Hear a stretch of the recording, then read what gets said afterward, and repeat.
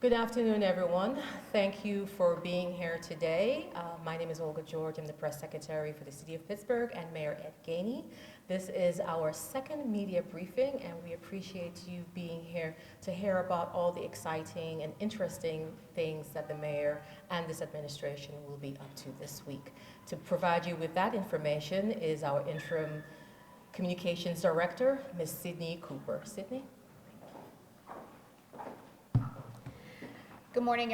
Good afternoon, everyone. It is after 12 o'clock at this point. It's great to see you all here. I appreciate you being here with us for, as Olga mentioned, the second week to share what we have going on within the administration. So on Tuesday, Mayor Gainey will join City Council in honoring Brother Melvin Hubbard Eel with a proclamation. Brother Mel, as he is affectionately known to all of us around here, served as Mayor Gainey's senior community advisor until his retirement in December of 2024. Mayor Gainey will recognize Brother Mel's leadership and service within the city of Pittsburgh. And staying on the subject of proclamations, on Wednesday, Mayor Gainey will recognize longtime media personality John Delano with a proclamation as well. Mr. Delano dedicated over 3 decades of exemplary service to KDKA here in the city of Pittsburgh. Mayor Gainey is looking forward to recognizing Mr. Delano's extraordinary contributions to broadcasting and public service. On Thursday, as Black History Month winds down, Mayor Gainey will join Pittsburgh Public Schools for Black Excellence Week and Black Men Read. Mayor will have an audience of young students when he makes a stop at Pittsburgh Arlington K through 8. Students will have the opportunity to interview the mayor and discover how he overcame challenges to achieve remarkable successes in life. And on Friday, Mayor Gainey will attend a Black History Month luncheon at the Reformed Presbyterian Home. The mayor will honor the legacy and achievements of Black people, past and present, while also serving lunch to the residents at the home.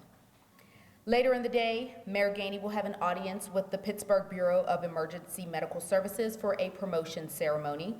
We are proud to announce that we have 18 people being promoted that day, 5 people being sworn in as paramedics, 8 people being sworn in as EMTs from the inaugural Freedom House class, 1 EMT being promoted to paramedic, and 3 people being sworn in as EMTs. The Bureau is growing, and we are really excited for what the future holds for them. This weekend, Mayor Gainey will join Executive Director Jason Kuzman and the Jewish Community Center Pittsburgh for the 19th Annual Big Night Olympics 2025. Like the International Olympics, the Big Night is more than just a party. The event, which builds a gold medal winning strategy to support the Jewish community, is the organization's largest fundraiser of the year as well. And later in the evening, Mayor Gainey will have an audience with Executive Director Dawn Keyser and the Pittsburgh Film Office at the annual fundraising gala, Lights, Glamour, Action. The gala benefits the mission of the Pittsburgh Film Office to attract film production projects to the greater southwestern Pennsylvania region, to ensure continued economic growth and a future with more families sustaining careers in our region's film industry. To a few updates now. Last week, Mayor Gainey tasked the city solicitor with filing an amicus brief, adding Pittsburgh to the list of about 45 cities, counties, and mayors pushing back on the National Institute of Health attempts to limit indirect funding for research projects. Now, you may recall the NIH said that it would be limiting funding to 15%, dramatically slashing how much funding the federal government would provide to research agencies. Mayor Gainey understands that doing so could negatively impact critical research efforts, some of which could stall efforts at local institutions like the University of Pittsburgh and Carnegie Mellon University. And last Friday, Mayor Gainey had an audience with Councilman Kahari Mosley, housing advocates, and community leaders during the launch of Keep Pittsburgh Home initiative. The BOLD initiative aims to protect renters, support homeowners, and strengthen public housing in order to combat displacement across the city. Speaking at Open Hand Ministries, Mayor Gainey celebrated the success of the city's land bank project at a site built by funding from the program and highlighted the urgent need to curb housing speculation and predatory practices that often leads to displacement and residents moving out of the city of Pittsburgh. And continuing on the topic of housing, the Urban Redevelopment Authority of Pittsburgh recently released updated Q4 affordable housing statistics.